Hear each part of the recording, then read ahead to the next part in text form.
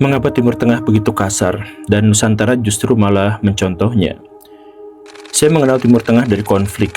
Sejak saya kecil dan tahu ada benda yang namanya televisi, nama Timur Tengah selalu berurusan dengan ketegangan, perang, dan polemik. Ia terus-menerus menafkahi media dengan berbagai cerita peperangan, menampilkan gambar di layar televisi dalam wujud tentara dan senjata. Israel, Palestina. Konflik itu sama tuannya dengan PBB. Lalu ada perang Israel lawan Lebanon, Mesir lawan Israel, Iran versus Irak, Irak versus Kuwait, Suriah lawan Israel, Kurdi lawan Irak, Lebanon versus Hizbullah, Hamas versus Fatah, perang internal di Mesir dan perang internal di Libya. Dan entah apalagi, saya yakin daftar yang saya sebutkan barusan itu tidak lengkap. Ada lebih banyak yang terlewat. Coba cek.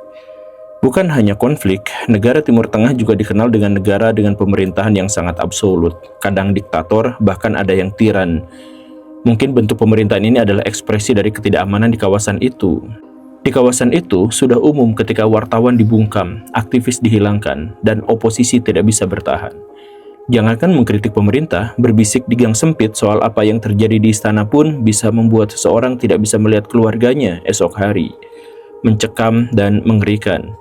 Memang, sebagian negara di sana dianugerahi oleh sumber daya alam yang melimpah, yang membuat kehidupan mereka menjadi lebih baik. Tetapi bahwa uang yang melimpah juga digunakan untuk menyembunyikan penderitaan yang akut di sana juga adalah berita yang benar. Orang lalu bertanya-tanya, kenapa wilayah segersang itu justru subur dalam menuai polemik dan konflik?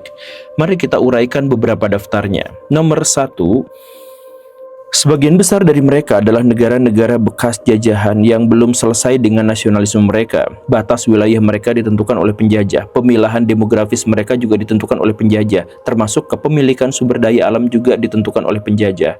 Bahwa Irak dan Kuwait terpisah misalkan bukan gara-gara agama mereka, bukan gara-gara tradisi dan bahasa mereka, tetapi gara-gara negara penjajah menginginkan hal itu terjadi.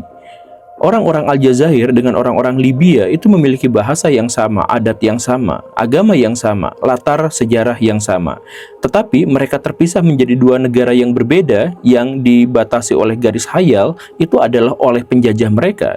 Dan setiap upaya untuk mengubah batas-batas itu akan menghasilkan konflik. Itu yang pertama. Yang kedua, kawasan Timur Tengah adalah kawasan gersang dari tumbuhan dan sumber daya pangan.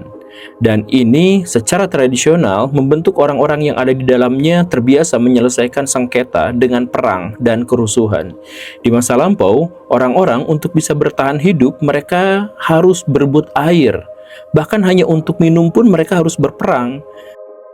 Karena itu, maka budaya yang mengakar di sana itu adalah budaya perang, budaya kekerasan, budaya intoleransi. Mereka tidak mudah memahami bahwa perbedaan itu tidak harus menjadi konflik. Mereka tidak memahami bahwa perbedaan itu bisa saja diselesaikan dengan toleransi. Karena bukan salah mereka sepenuhnya, tetapi mereka ada di sebuah tempat di mana mereka didorong untuk berebut satu sama lain, untuk bisa hidup. Untuk bisa hidup pun mereka bisa saja menyebabkan kematian pada pihak lain. Masalah yang ketiga, budaya pemarah dan intoleransi yang barusan disebutkan itu kemudian menjadi sakral ketika orang-orang mengaitkan dengan agama Islam. Islam sebenarnya mengajarkan toleransi, menerima perbedaan, dan santun terhadap diskusi. Tetapi ketika ia datang di tengah masyarakat yang menjunjung tinggi perang dan anti toleran, sikap biner ini justru diselubungi oleh sesuatu yang dipahami sebagai nilai-nilai Islam. Bahwa ketika mereka berperang, mereka mengira ini adalah kehendak Tuhan. Bahwa ketika mereka berkonflik, mereka mengira itu adalah jalan menuju surga. Perbedaan Sunni dan Syiah tidak ada apa-apanya dibandingkan dengan perbedaan antara Hindu dan Buddha misalkan, atau Katolik dengan Protestan. Tetapi Katolik dan Protestan sudah menyelesaikan konflik mereka, dan Hindu Buddha juga demikian. Sedangkan Sunni Syiah sampai hari ini masih perang fatwa yang dimulai dengan basmalah. Kenapa? Lagi-lagi alasannya adalah intoleransi di sana disakralkan karena dianggap bermula dari Islam. Artinya Islam dijadikan alat legitimasi untuk melanggengkan perang. Ironi, tapi lanjut ke nomor 4. Alasan negara-negara di sana begitu gemar untuk berkonflik itu adalah karena minyak. Minyak adalah sumber energi utama di era modern. Dia menggerakkan industri-industri besar yang menyuplai kebutuhan peradaban aktual. Dan Timur Tengah adalah salah satu penyuplai terbesar di dunia saat ini. Ia menjadi beban perdamaian yang bahkan lebih akut lagi. Tanpa adanya minyak, orang Timur Tengah sudah mudah konflik, apalagi dengan adanya minyak. Makin banyak kepentingan. Keinginan menguasai sumber daya alam itu secara dominan membuat pihak-pihak menghalalkan segala cara, bahkan termasuk perang. Dan luar biasanya, sekutu-sekutu mereka yang lebih beradab di barat akan memanfaatkan konflik dan perang itu untuk mendapatkan keuntungan finansial. Jadi, kalau Amerika Serikat dan Rusia misalkan berebut minyak di kawasan tertentu, katakanlah misalnya Kanada, mereka harus mengorbankan prajurit-prajurit mereka sendiri untuk mendapatkan kemenangan. Tetapi jika mereka berebut minyak di Timur Tengah, maka mereka cukup mengorbankan warga lokal untuk minyaknya bisa mereka ambil. Ini adalah gabungan antara kecerdasan orang-orang Barat dengan keluguan orang-orang Timur Tengah. Nomor 5, keinginan negara-negara asing untuk berebut juga membuat masing-masing dari mereka menciptakan proksi di dalam negara-negara di Timur Tengah. Seperti yang terjadi di Suriah, masing-masing faksi sebenarnya tidak pernah independen. Ada yang berpihak kepada Amerika Serikat, ada yang berpihak kepada Rusia, ada yang menjadi anak buah Turki, dan bahkan ada yang menjadi anak buah Iran dan Israel. Mereka menyerang satu sama lain sambil takbir, tanpa tahu bahwa mereka berperang sebenarnya untuk setan yang mengendalikan mereka. Katakanlah Amerika Serikat dan Israel. Miris, tapi itulah yang terjadi. Dan nomor 6, kenapa negara-negara Timur Tengah itu gemar untuk berperang?